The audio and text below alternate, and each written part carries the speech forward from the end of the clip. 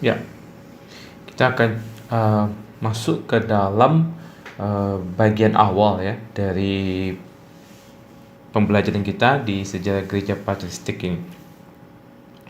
Jadi kita akan menjawab pertanyaan yang mendasar, yaitu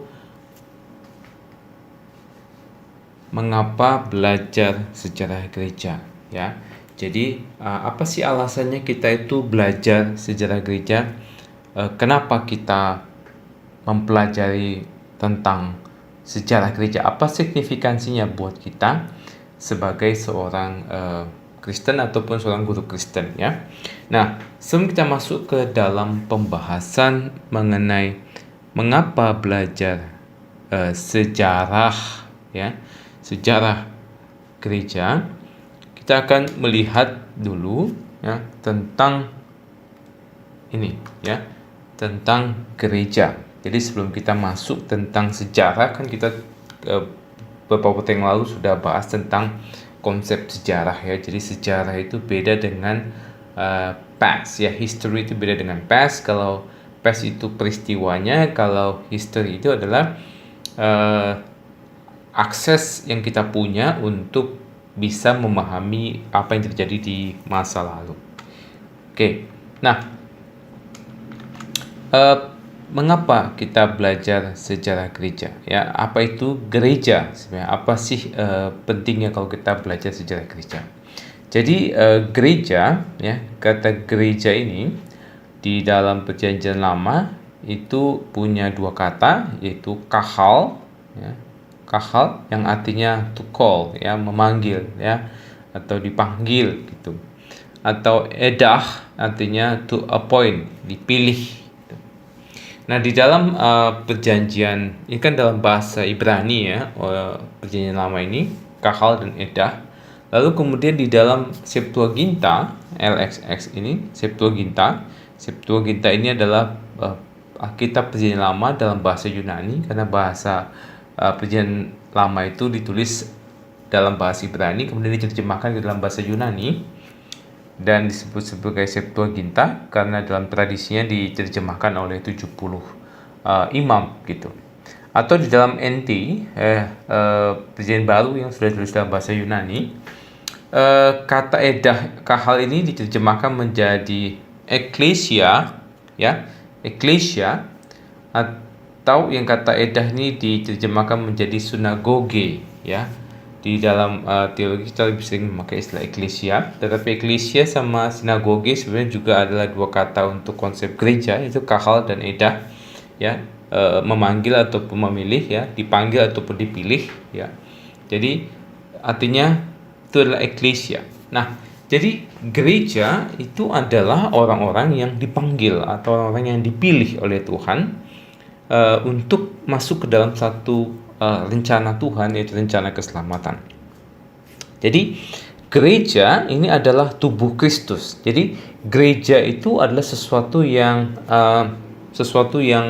organik gitu ya. Itu adalah tubuh, sesuatu yang hidup, sesuatu yang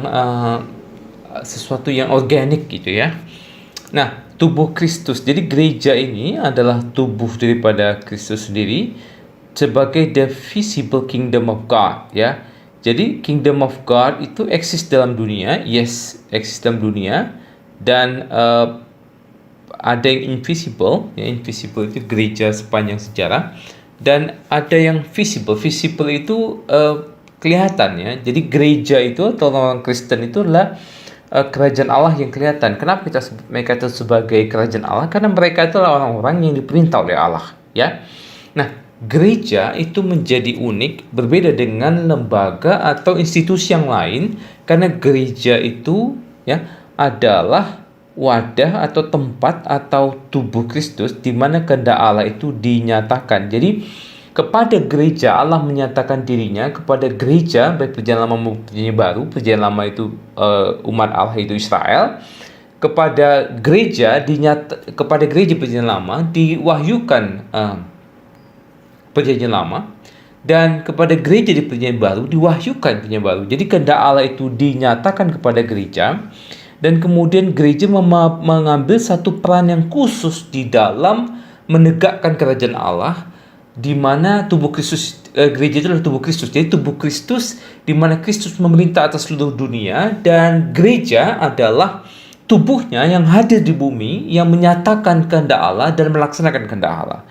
Jadi kita bicara tentang sejarah daripada gereja. Kita bicara tentang komunitas. Ini bukan tentang institusi begitu ya. Ini bukan tentang gedung, tetapi tentang komunitas, tentang tubuh Kristus, tentang manusia, tentang orang-orang yang secara khusus dipilih oleh Allah, dipanggil oleh Allah untuk masuk dalam rencana Tuhan gitu. Itu sebabnya sejarah gereja menjadi satu pembelajaran yang unik ya, satu pembelajaran yang khusus. Kenapa? Karena gereja bukanlah satu institusi biasa. Gereja adalah institusi yang didirikan oleh Allah gitu ya, mulai dari sejak awal ya. Nah, kemudian sejarah gereja, jadi ketika kita masuk ke dalam sejarah gereja, jadi merupakan catatan mengenai karya Allah melalui tubuhnya bagi gerejanya dan dunia untuk kemuliaan Allah. Jadi, oleh karena gereja mengambil satu peran yang penting di dalam sejarah dunia, di dalam karya Allah bagi dunia ini, dan menjadi satu bagian yang sangat penting, yang core bahkan yang inti, maka gereja, catatan sejarah gereja atau kehidupan gereja itu menceritakan mengenai karya Allah, menceritakan bagaimana Allah bekerja bagi dunia ini, menceritakan bagaimana Allah berurusan dengan dunia ini, bahkan jadi membuat kita itu bisa mengenal Allah ya, karena dia bekerja secara khusus lewat tubuh dan gerejanya, baik bagi gereja itu sendiri maupun bagi dunia untuk kemuliaan Allah gitu. Jadi Allah berkarya dan punya bagian khusus gitu di dalam mengerjakan karyanya di dalam gereja. Sehingga sejarah gereja, ketika kita mempelajari sejarah gereja atau bagaimana gereja bergelut di dalam sejarah, bergelut dalam kehidupannya, bergelut di dalam tantangan-tantangannya, maka kita akan menemukan sesuatu yang signifikan tentang Allah pencipta langit dan bumi gitu ya. Nah, jadi mengapa kita belajar sejarah gereja? Yang pertama, ya tadi sudah cukup jelas dikatakan bahwa melalui sejarah gereja kita mengenal Allah dan karyanya, gitu. Jadi sejarah gereja itu sesuatu yang integratif ya, sesuatu yang integrated gitu maksudnya, sesuatu yang tidak bisa dipisahkan dengan wahyu yang khusus, yaitu Perjanjian Lama dan Perjanjian Baru, yaitu Alkitab itu sendiri. Jadi di dalam memahami Allah, di dalam mengenal Allah, kita mengenal Dia di dalam sejarah dan karyanya ya.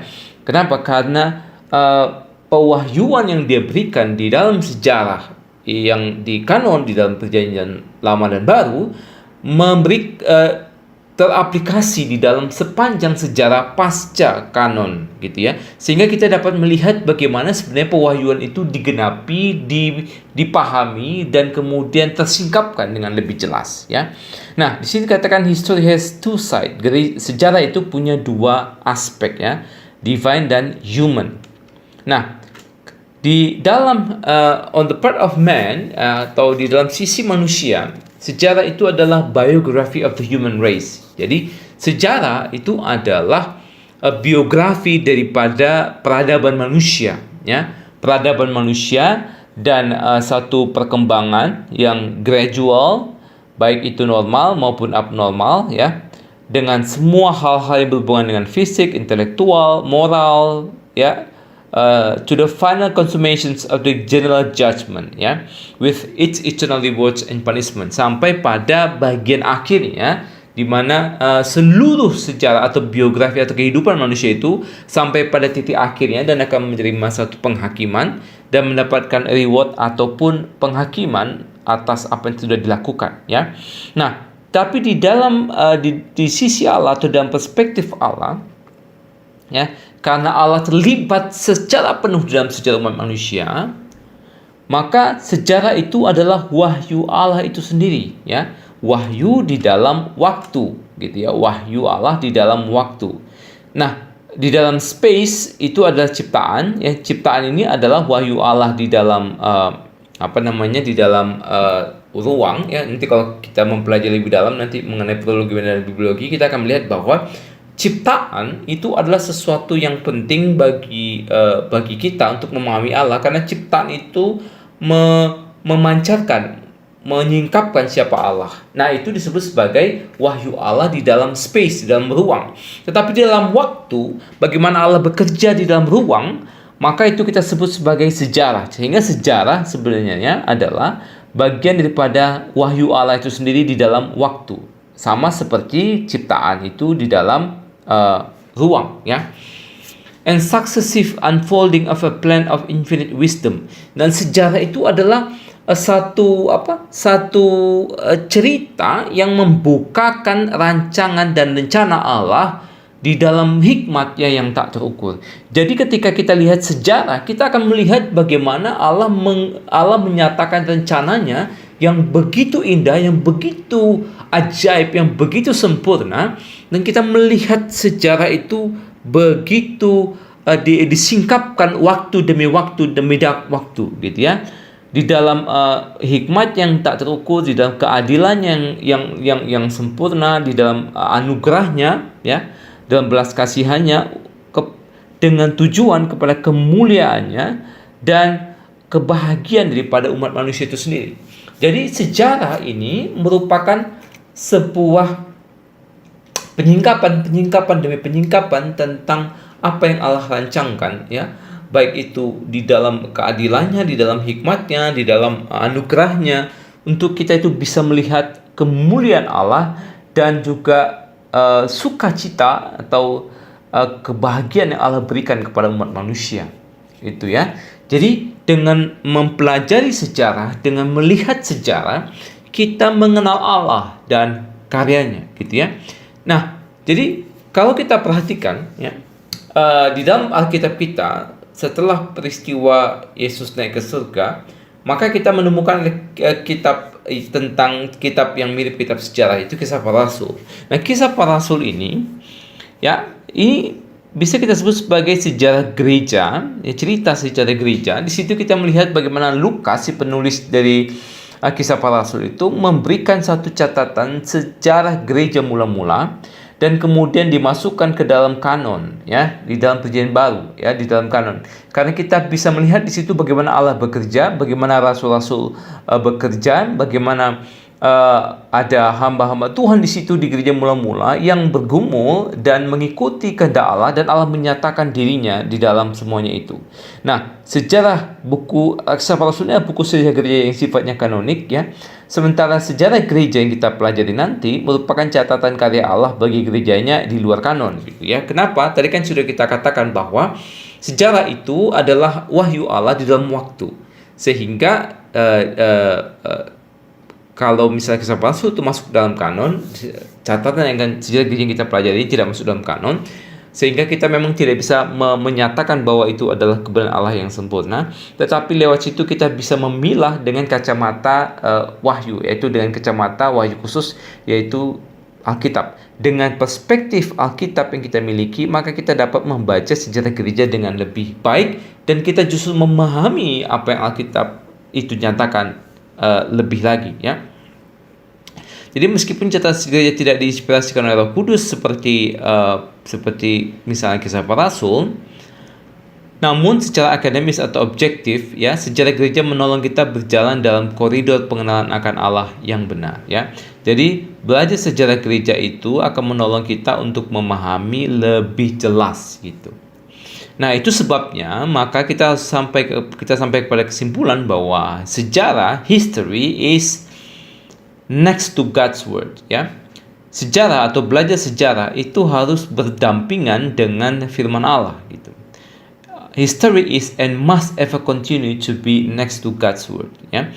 Jadi ketika kita belajar sejarah, maka belajar sejarah itu sama dengan integrated, gitu, ya, dengan belajar firman Allah, gitu.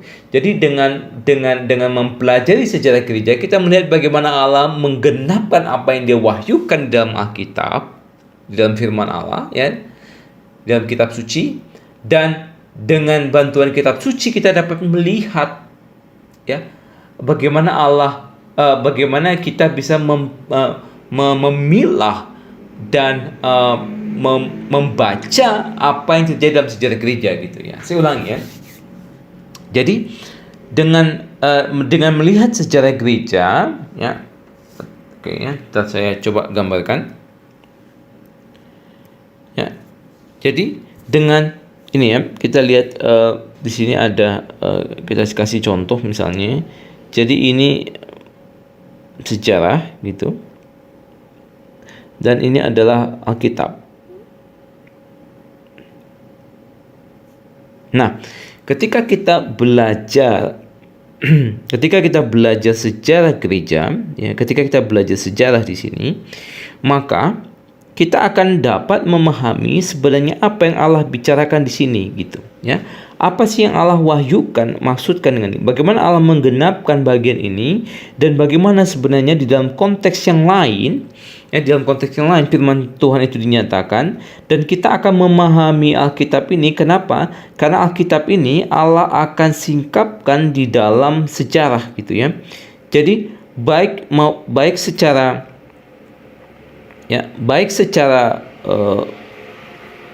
inspirasi maupun iluminasi, Alkitab itu dinyatakan secara progresif gitu ya. Jadi misalnya ya, ini waktu. Jadi di dalam waktu ini itu cuma sampai segini maka akan lebih luas lagi, sampai segini maka akan lebih luas lagi gitu. Jadi semakin lama atau semakin waktu itu diberikan, maka kalau kita misalnya lihat Alkitab kita itu di awal, misalnya di awal Abraham, Ishak dan Yakub gitu ya. Mereka belum memahami konsep-konsep yang sebenarnya dipahami oleh Paulus di dalam Perjanjian Baru. Tetapi Jadi sama dengan wahyu, inspirasi yang diberikan kepada penulis kitab suci, sebenarnya juga iluminasi itu juga sama sifatnya, yaitu diberikan di dalam satu waktu yang disingkapkan lebih lama gitu. Jadi dengan mempelajari hal ini, dengan di dalam waktu yang kita dapatkan di sini, maka kita menemukan jadi kita menemukan di dalam sejarah ini, di dalam waktu ya, misalnya ini tahun 2000, anggaplah tahun 3000 begitu. Ini tahun 0, anggap kita sekarang di sini 2021. Kita di sini, maka sebenarnya di dalam waktu ini akan makin banyak yang disingkapkan untuk memahami seluruh kitab suci gitu. Nah, di sisi yang lain, dengan mempelajari Alkitab ini, ya, dengan mempelajari Alkitab ini akan menolong kita bagaimana kita memilah, ya, bagaimana kita menafsirkan sejarah ini, bagaimana kita melihat Allah bekerja dalam sejarah ini, ya. Jadi kita saling melengkapi, baik itu sejarah maupun Alkitab gitu ya. Jadi history is and must ever continue to be, next to God's word, the righteous foundation of wisdom, ya, yaitu yaitu fondasi yang benar daripada hikmat dan satu panduan yang pasti untuk satu aktivitas praktis yang berhasil gitu. Sehingga belajar sejarah dan belajar firman Tuhan adalah dua hal yang menolong kita untuk mengenal Allah dan karyanya, ya. Itu yang pertama. Nah, yang kedua, memahami teologi secara holistik, ya. Jadi dengan belajar sejarah gereja, kita bisa memahami teologi itu secara holistik atau lebih utuh gitu. Nah, seluruh pemikiran teologi itu lahir dalam sejarah gitu ya. Jadi teologi itu tidak lahir dengan sendirinya. Teologi itu lahir di dalam sebuah konteks gitu ya. Dia punya konteks. Misalkan kita bicara tentang teologi misalnya ya, Tritunggal misalnya. Tritunggal itu khususnya mengenai Bapa dan Anak gitu. Itu berakhir dalam satu pergumulan melawan bidat-bidat ya, yang sehingga dirumuskan di dalam Nisea menjadi sebuah rumusan Tritunggal yang sangat baik. Tetapi sebenarnya kan ada konteks yang membuat pergulatan yang cukup, pergumulan yang membuat para bapak-bapak gereja itu mempelajari kitab suci dengan lebih mendalam dan kemudian menemukan satu kepresisian dari memahami bagian-bagian pada teks kitab suci itu. Sehingga ada konteks dan ada pengaruh ya, baik dari zaman itu ya, baik dari pengaruh pada konteks perkembangan zaman maupun pemikiran sebelumnya gitu. Jadi ada teolog sebelumnya atau ada pemikir sebelumnya yang memberikan mereka sebuah pengantar. Jadi sejarah memberikan pemahaman yang lebih utuh tentang konteks munculnya sebuah teologi, baik yang mempengaruhi maupun yang dipengaruhi oleh teologi tersebut gitu. Jadi kita mempelajari teologi, mempelajari sejarah gereja akan menolong kita itu mempelajari atau menemukan sejarah gereja, mempelajari teologi itu lebih utuh gitu ya. Jadi teologi itu bukan lahir dari ruang kosong. Jadi teologi itu dia ada pendahulunya ya, ada pemikiran yang mendahuluinya dan kemudian dia berada dalam sebuah konteks ya, berada dalam sebuah konteks zaman, sebuah tekanan. Konteks itu bisa sosial, bisa politik, bisa teologis gitu ya. Sehingga di dalam pergumulannya, maka si teologi ini akan teolog itu memikirkan dan menghasilkan pemikiran-pemikiran yang membuat teologi itu semakin tajam gitu. Semakin tajam, kenapa? Ketika ditelurkan, mungkin sebelumnya di sini, ini masih luas, masih terlalu umum, tetapi dengan hadirnya konteks sosial, politik, teologi, ya, ekonomi dan sebagainya, maka dia menjadi lebih tajam. Nah, ketika kita mempelajari teologi di dalam konteksnya, ya, maka kita akan menemukan pemahaman kita terhadap teologi ini akan menjadi lebih utuh, gitu. Membuat kita bisa memahami satu pemikiran itu pada konteksnya. Sama seperti kita membaca Alkitab, kita tidak langsung mengambil sebuah makna dari teks, tetapi kita melihat bagaimana teks itu hadir dalam konteksnya. Ketika kita memahami teks dalam konteksnya, maka kita akan memahami teks di dalam sebuah keutuhan. Ketika kita memahami teks dalam sebuah keutuhan, maka kita akan menemukan ketepatan atau kepresisian daripada makna sebuah teks gitu. Nah, sama persis dengan hal ini, maka dengan mempelajari sejarah gereja, maka kita akan memahami teologi secara holistik gitu ya. Akan memahami teologi secara atau lebih holistik lagi. Nah, kita lihat contohnya misalnya ya. Jadi ini adalah satu skema tentang gereja mula-mula dari ini ya, dari awal ya, 0 tahun, kemudian tahun 30 kurang lebih Yesus disalibkan, mati, dan kemudian ini adalah era daripada bapak-bapak apostolik ya, bapak-bapak apostolik kurang lebih.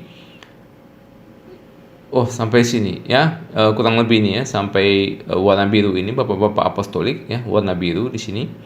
Dan kemudian kita juga melihat di sini ada bapak-bapak apologis. Nah, bapak-bapak apostolik dan bapak-bapak apologis itu punya konteks yang berbeda. Mereka berada dalam suatu pergumulan yang berbeda, ya.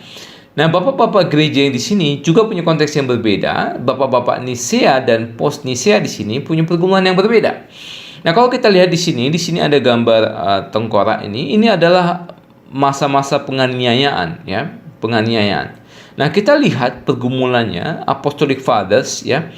Ini ada ruang hitamnya nih ya. Ketika ada tengkorak maka ada ruang hitamnya, ini ruang hitamnya. Nah, di sini ruang hitamnya sangat besar. Ini adalah masa yang sangat berat gitu buat gereja ya. Ini gereja di sebelah timur, gereja sebelah barat ya. Perkembangan gereja di sebelah timur ya. Sebelah timur dan ini di sebelah barat. Yang sebelah barat itu daerah Eropa sebelah barat. Yang ini adalah sebelah timur ya, lebih dekat ke Asia. Nah, di sini kita lihat masa-masanya makin kecil ya. Di sini juga kecil, di sini kecil, di sini kecil, di sini kecil, dan di sini mulai agak besar lagi, dan kemudian di sini kosong ya. Di sini kosong. Ya, di sini kosong, dan kemudian di sini ada lambang lagi ya. Nah, ini adalah di tengah-tengah ini adalah emperors, ya. Emperors itu artinya para penguasanya. Ya, ada Tiberius di sini, ya. Ada Caligula di sini, ada Nero, ada Domitian gitu di sini, ya. Lalu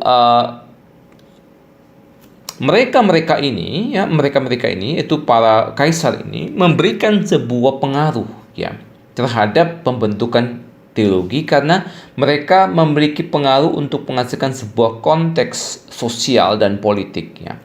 Nah, pergumulan Polikarpus, pergumulan Papas, pergumulan Ignatius gini, ya, itu adalah pergumulan di dalam gereja mula-mula yang berbeda ketika kita bicara tentang, misalnya di sini ada bapak-bapak Kapadokia gitu. Jadi pergumulan mereka adalah pergumulan yang berbeda.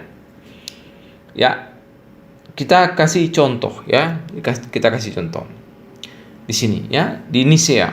Di sini nanti kita akan sampai ke sini, misalnya Nisea 325, ya, Nisea 325 itu adalah satu konsili gereja, bahkan di konsili yang pertama gereja secara menyeluruh menghasilkan satu pemikiran atau satu deklarasi iman yang memberikan, yang sangat dipengaruhi oleh politik itu, yaitu adanya kaisar yang mendukung untuk diadakannya konsili ini, baik itu dia punya kepentingan politik maupun dia mungkin punya satu kepentingan berhubungan dengan gereja gitu. Nah, sampai di sini juga nanti kita akan lihat di sini ada Konstantinopel, ya. Ada konsili lanjutannya. Kita lihat ada pengaruh-pengaruh daripada di sini ada Theodosius, di mana kaisar ini mendukung untuk diadakan konsili selanjutnya, dan bagaimana para penguasa ini memilih sebuah kiblat teologi gitu, ya. Jadi ketika kita memahami ini semua, maka kita akan memahami teologi itu secara holistik. Ini baik dalam konteksnya. Tapi ketika kita melihat lagi lebih dalam antara tahun awal, ya, kemudian misalnya 0 sampai 500, 500 sampai 1000, 1000 sampai 1500, 1500 sampai 2000 begitu, ya. Ini adalah kesinambungan yang kita bisa melihat adanya satu garis, ya, satu garis yang menunjukkan, misalnya saya kasih gambaran contohnya, ya. Jadi ketika kita sampai pada masa di sini, kita akan melihat bahwa misalnya di gereja mula-mula, ya, ada masa gereja mula-mula, lalu kemudian gereja di abad pertengahan, gereja di reformasi.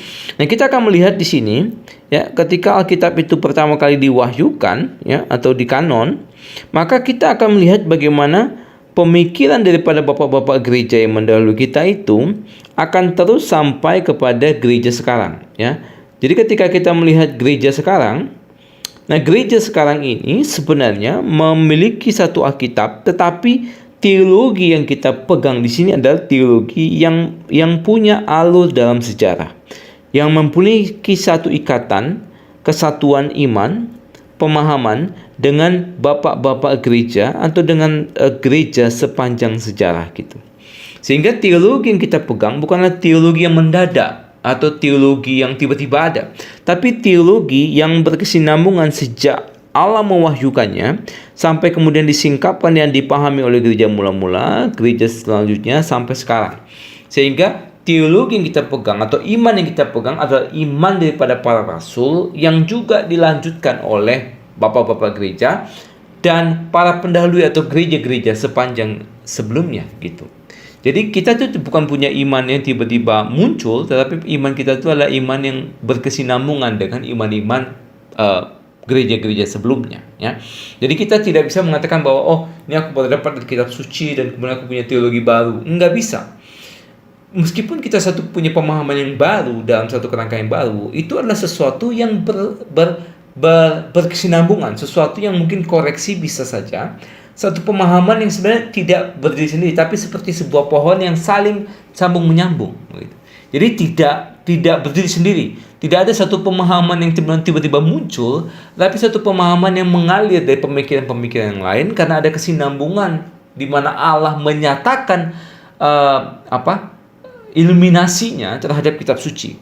Jadi inspirasi itu adalah bagaimana Roh Kudus mewahyukan kitab suci kepada para penulis kitab suci. Iluminasi itu adalah bagaimana gereja memahami atau ditolong oleh Roh Kudus untuk memahami apa yang Allah wahyukan melalui para kitab suci.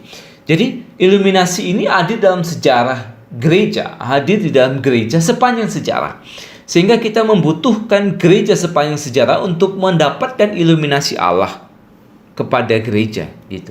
Jadi kita tidak memiliki satu iluminasi di dalam satu kurun waktu saja, tetapi dalam kurun waktu yang panjang.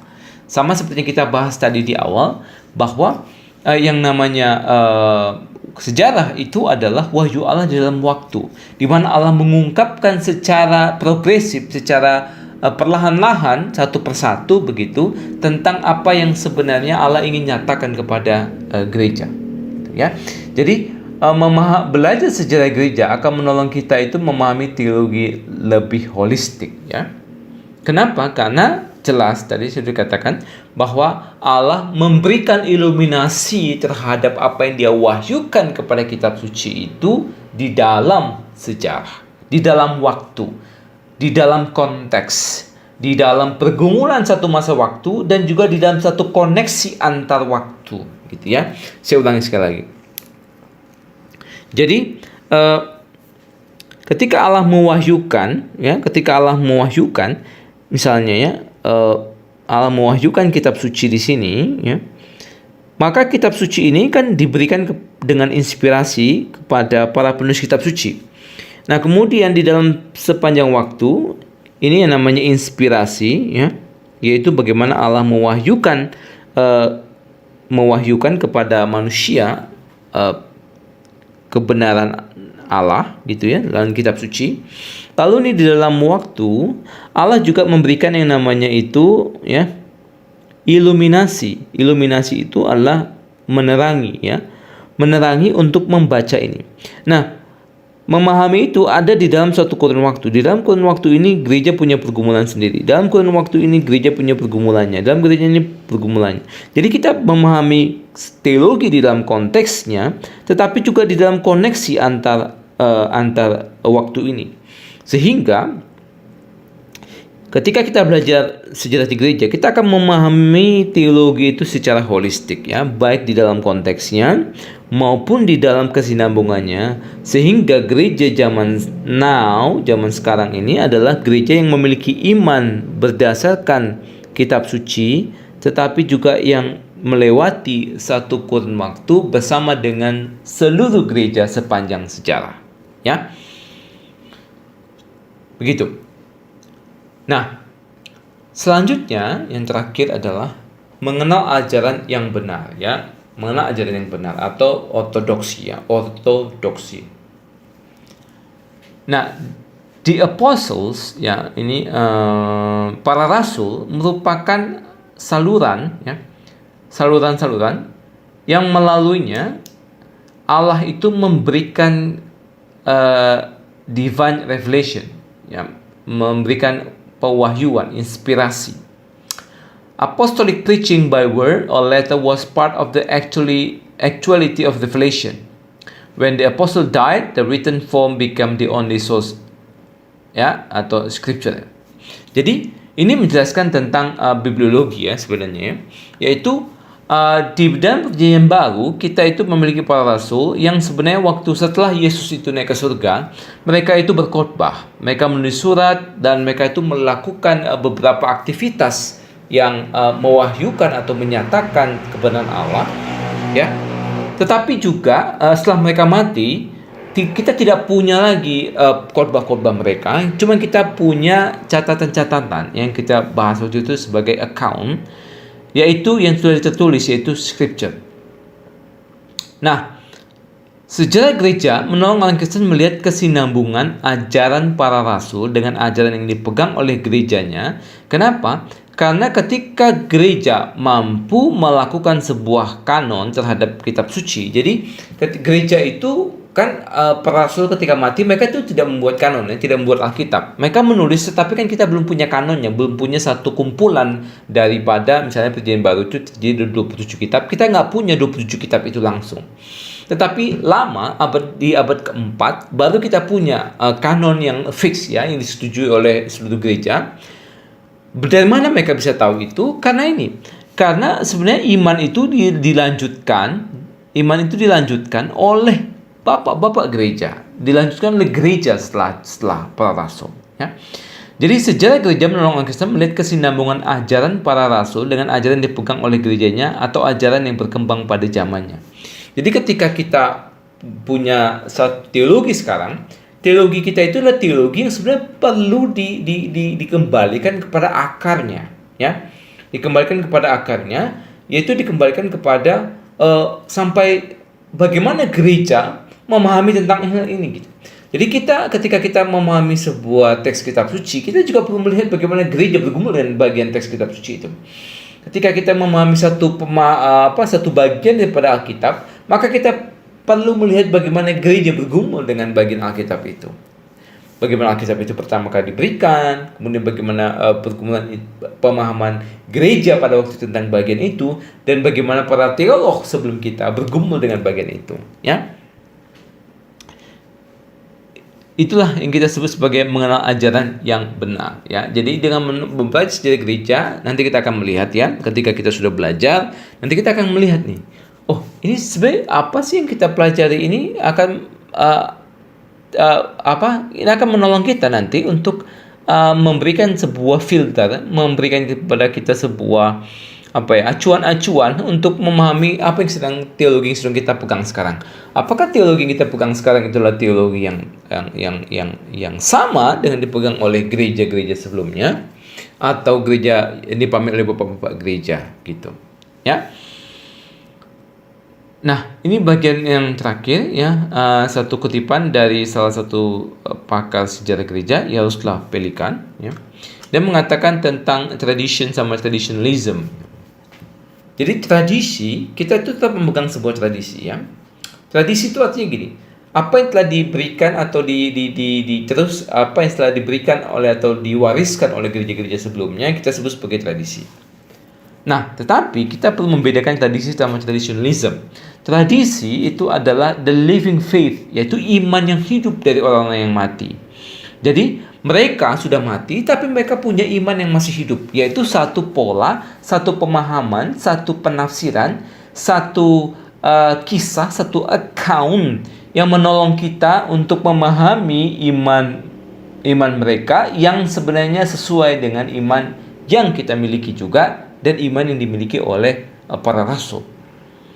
Jadi tradisi itu adalah iman yang hidup daripada orang-orang yang sudah mati. Tapi kalau kita menjadi orang yang kaku, ya, menjadi orang yang hanya melihat tradisi sebagai sesuatu yang harus dilakukan sebagai sesuatu tanpa alasan yang jelas, ya, maka kita jatuh kepada traditionalism, ya, yaitu iman yang mati daripada orang-orang yang hidup. Jadi kita ini orang-orang yang hidup, tetapi kita punya iman yang mati, gitu, ya, iman yang mati. Nah, saya kasih contoh. Contoh ini tentang, misalnya gini, ya. Ini cerita tentang cerita tentang cukup ironis sih ceritanya. Jadi cerita tentang kondisi di biara, gitu, ya. Jadi para biarawan ini mereka punya jam-jam doa, gitu. Nah, satu kali ketika mereka jam berdoa, mereka itu keganggu karena ada kucing ngejar tikus di dapur. Sehingga jatuhlah alat-alat masak, sehingga mereka itu semua keganggu waktu doa. Akhirnya pemimpin biara mengatakan, oke, kalau pas mau jam doa, tolong kucingnya dikurung dulu atau diikat dulu, gitu. Akhirnya mereka kurung itu kucing sebelum berdoa. Jadi mereka akhirnya punya satu jadwal baru, yaitu mengikat kucing ketika mereka harus berdoa. Nah, lama kemudian itu menjadi suatu kebiasaan buat mereka, ya, menjadi suatu kebiasaan, sampai akhirnya mati pemimpin biara itu, diganti dengan pemimpin biara yang baru. Nah, lalu mereka tetap memasukkan satu jadwal tentang mengikat kucing. ya sebelum berdoa, supaya waktu mereka doa nggak keganggu.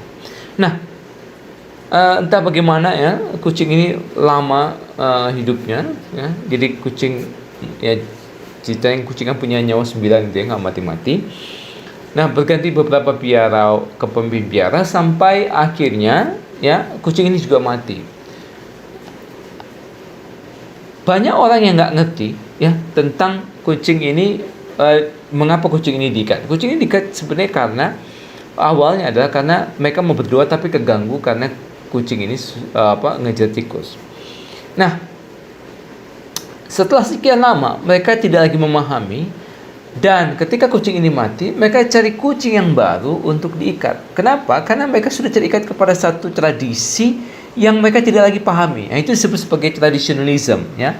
Traditionalism, sehingga melakukan sesuatu tanpa alasan dan tidak lagi memahami iman daripada orang-orang yang sudah mati, alasannya gitu ya.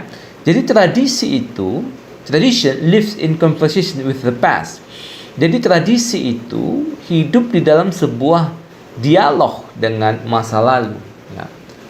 While remembering where we are and when we are, and that is we who have to decide. Jadi meskipun berdialog dengan masa lalu, tetapi selalu mengingat ya di mana kita berada, kapan kita berada, dan kita adalah orang yang memutuskan ya. Sehingga misalkan ketika suasana sudah berubah, ketika zaman sudah berubah, ketika biara sudah berubah dan tidak ada lagi tikus misalnya ya, tidak perlu lagi mengikat kucing, sehingga kita tidak jadi orang yang takut untuk menghilangkan satu tradisi, sesuatu yang sudah biasa dilakukan ya. Nah, traditionalism itu sebaliknya ya, menjadikan kita itu orang-orang yang menjadikan tradisi itu menjadi sesuatu yang seragam gitu ya. Traditionalism supposes that nothing should ever be done for the first time. Jadi traditionalism itu membuat kita itu terikat kepada bahwa tidak ada sesuatu yang bisa kita lakukan sebagai sesuatu yang baru lagi, sesuatu yang pertama kali kita lakukan. Kenapa? Karena kita mengulang apa yang sudah ada. Tidak. Ketika kita mengenal ajaran yang benar, ketika kita terus berdialog dengan the past, kita selalu mengingat tentang bagaimana, di mana kita berada, ya, konteks kita, kapan kita, dan kita adalah orang yang memutuskan bagaimana kita bisa mengkoneksikan atau tetap menghidupi iman yang sebenarnya tidak pernah mati daripada orang-orang yang sudah mati. Ya, nah, jadi untuk kesimpulannya, mengapa kita belajar sejarah gereja? Ya, sejarah gereja adalah sesuatu yang sangat penting. Ya. Gereja adalah tubuh Kristus di mana Allah menyatakan dirinya, Allah bekerja melalui gereja, dan gereja itu menerima satu pewahyuan, ya, perjanjian lama di masa lalu, dan menerima iluminasi oleh Allah, ya. Sehingga gereja adalah satu tempat yang penting untuk mengenal Allah, ya. Jadi mengenal Allah dan karyanya, kemudian menolong kita juga untuk yang kedua, yaitu ini ya, memahami teologi secara holistik karena ada konteksnya, ya, sosiopolitiknya. Dan yang terakhir, kita mengenal ajaran yang benar yang dipegang oleh para rasul sampai kita mulai sekarang, ya.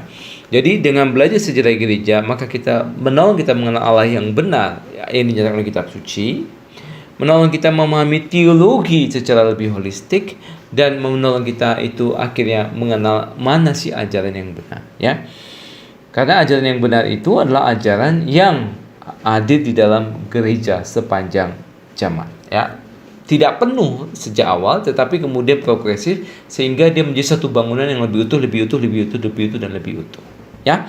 Oke, sekian dulu untuk konsep kita mengapa kita belajar sejarah gereja, ya.